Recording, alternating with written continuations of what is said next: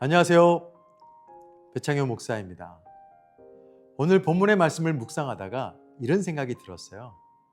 인간의 절망은 하나님의 희망을 담는 그릇이다. 이런 생각이 들었습니다.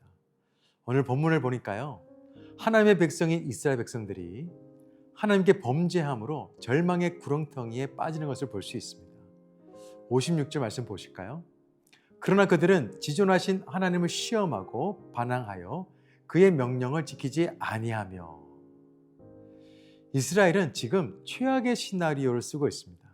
지금까지 백성들을 지켜주신 분이 하나님이신데 하나님께 반항하고 있죠. 명령을 거부하는 악한 짓을 하고 있습니다. 결국 하나님께서는 그들의 품을 떠나게 되죠. 59절입니다. 하나님이 들으시고 분내어 이스라엘을 크게 미워하사 사람 가운데 세우신 장막 곧 실로의 장막을 떠나시고. 이스라엘 백성들의 끊임없는 불순종과 배반의 연속으로 인해서 하나님은 더 이상 그들과 함께 계실 수가 없었던 거예요. 아시겠지만 하나님이 없는 삶은 아무것도 아닌 인생이 됩니다. 실제로 하나님께서 떠나시면서 이스라엘 역사는 파멸로 치닫게 되죠. 블레셋과의 전투에서 패배합니다. 그 사이 하나님의 언약궤를 사람들에게 빼앗기죠.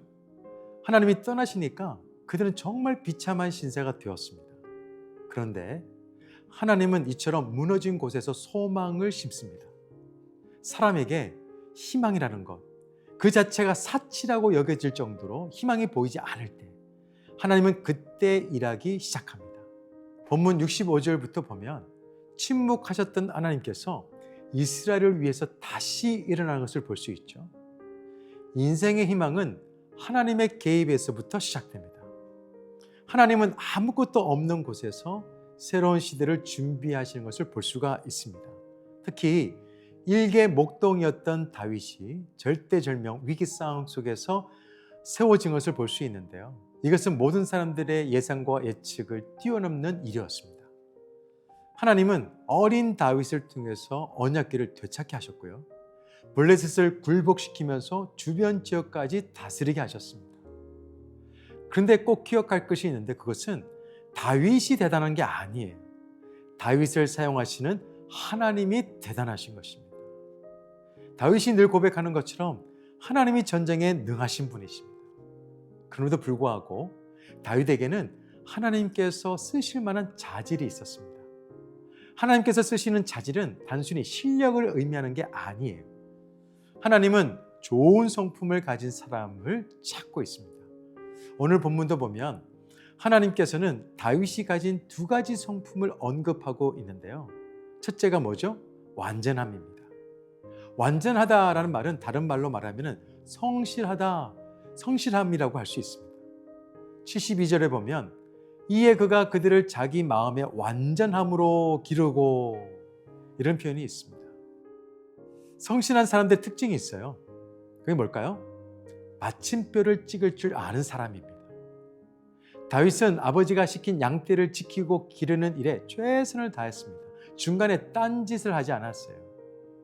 그는 끝까지 책임 있게 주어진 일을 해냈습니다. 예수님도 그래요.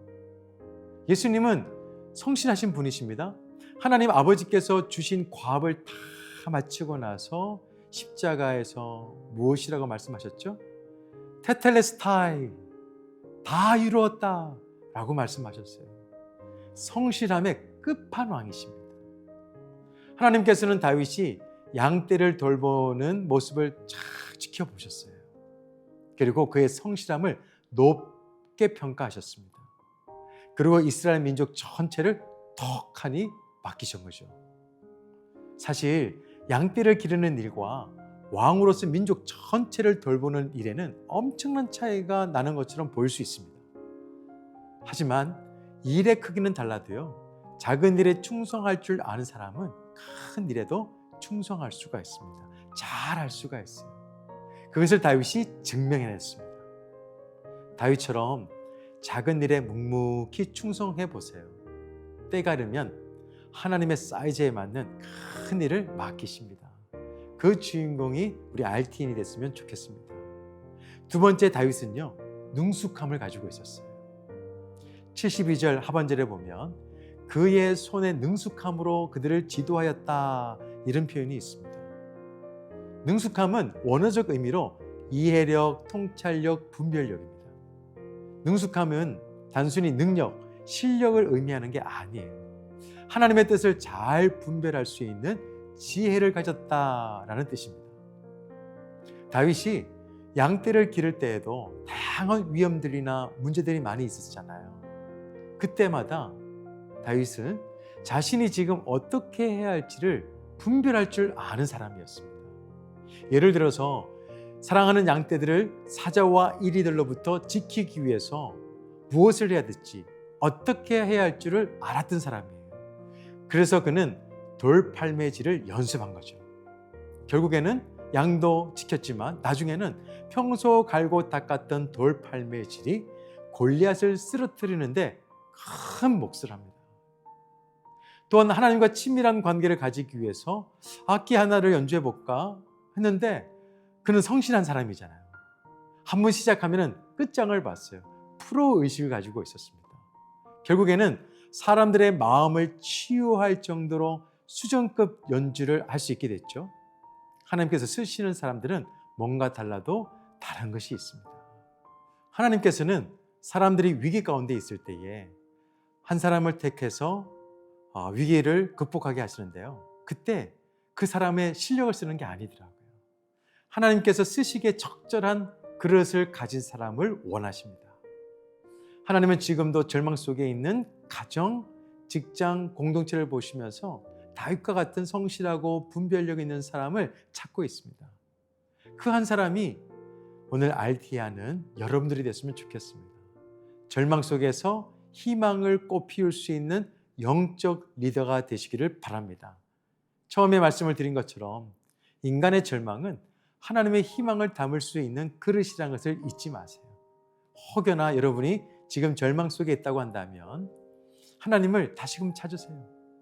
하나님과 다시 시작하세요. 하나님께서 여러분과 함께함으로 여러분들은 하나님께서 준비하신 멋진 미래를 만나게 될 줄로 믿습니다. 그런 믿음의 사람들이 다 되었으면 좋겠습니다. 기도하겠습니다. 좋으신 하나님 아버지, 감사합니다.